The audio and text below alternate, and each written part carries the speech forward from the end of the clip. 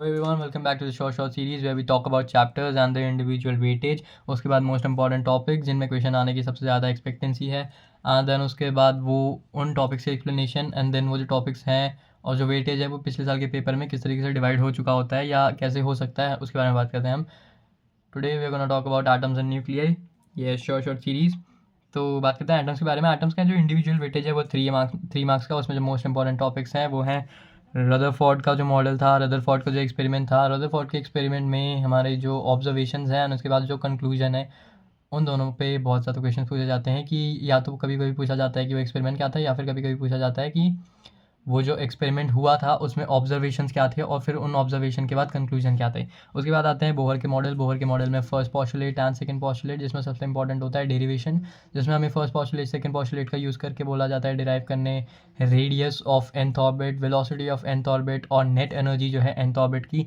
उसके बाद kinetic energy, potential energy और जो टोटल एनर्जी है, इनके बीच में रिलेशन किस टाइप का होता है वो. उसके बाद जो एनर्जी लेवल्स होते हैं और उसमें कोई कोई वैल्यूज़ जैसे कि -13.6 EV, all that stuff, and like Lyman Balmer Paschen, वो वाली पूरी सीरीज़. उसके बाद हम बात करते हैं न्यूक्लियाई के बारे में. न्यूक्लियाई का जो इंडिविजुअल वेटेज है वो है 4 मार्क्स का.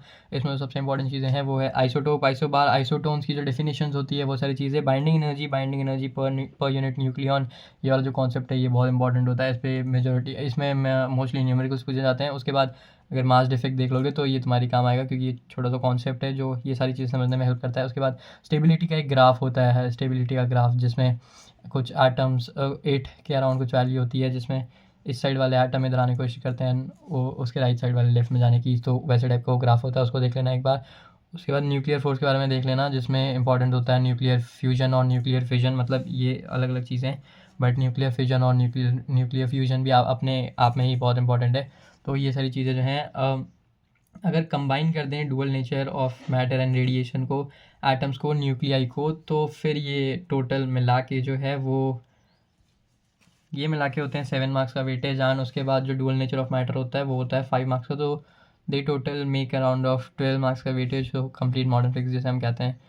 तो that was everything that you need to know about atoms and nuclei. That's it.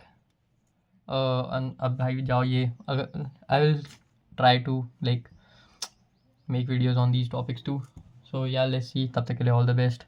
और टाइम बहुत कम है तो यही सारे टॉपिक कर लो. All the best. See you in the next one. Bye bye.